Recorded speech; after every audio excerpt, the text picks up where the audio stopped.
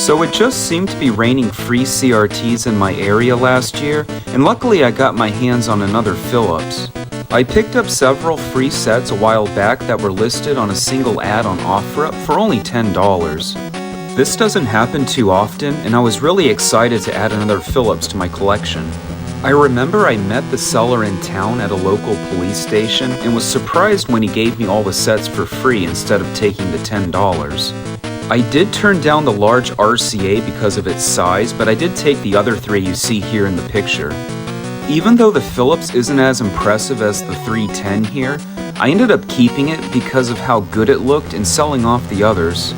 And after playing many games on this new set, I think I'm now fully on board with the Philips Tube hype train. This is a medium-sized 19-inch Philips model 19PS40 from the year 2001, and I wouldn't be surprised if it was barely used. The picture through composite was very clean and vibrant, and the colors looked amazing. I feel like I usually nerd out on RGB component Sonys, but regardless, if a set has a great picture and a clean signal, I'm all in for keeping it. As far as the build quality, nothing noteworthy to see here. We just have a stereo AV input on the front and nothing on the back but an RF jack. From behind, I'm not a fan of the shape. Nothing flat at all about this one.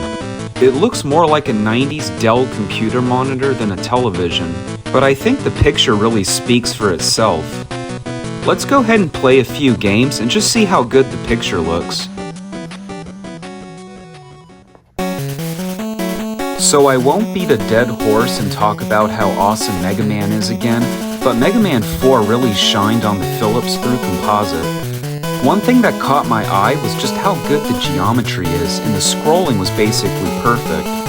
I always hate when smaller CRTs have horizontal sizing problems because it usually creates overscan bars on the outside, and the service menu rarely ever supports fixing that. But sizing on this set was perfect in both the horizontal and the vertical planes, and luckily I didn't have to make any adjustments at all in the service menu.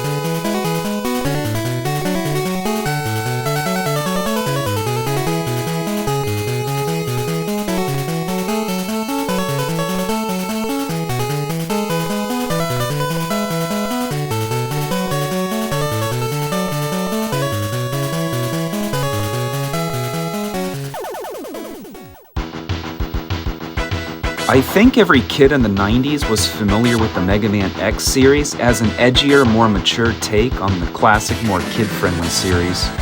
And I definitely spent hours playing the first 3 entries on the Super Nintendo, usually after school or on the weekends. From the Stage 1 highway level, you can see just how good the geometry is on the Philips, and I just can't get enough of how great these colors look. I always add background music to all of my videos just to make them a bit more interesting, and you'll often hear many of these bangers pulled right from the X series.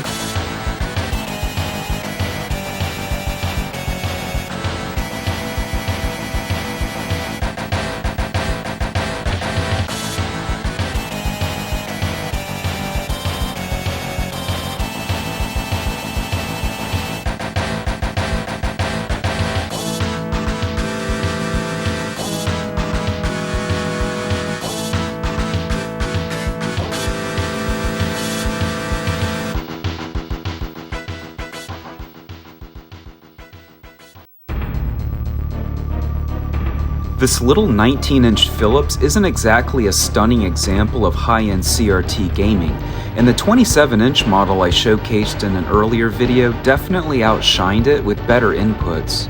But there's just something about the picture that really impressed me. It's not a perfect set, and I think it needs a minor repair because usually after about 30 minutes of running, it unfortunately developed an intermittent shutdown problem. But the fact it's a free giveaway more than makes up for any minor inconveniences like that. I always prefer to chase down the free rescue sets if possible, but I would have no problem paying money for a quality CRT like this Philips. If you're enjoying these CRT gaming videos, feel free to leave a like and a comment, and I'll try to keep the content coming. At the moment, I'm on the lookout for a new JVC D-Series, so I'll do a video on that as soon as I can. Thanks for watching, and I'll see you in the next one.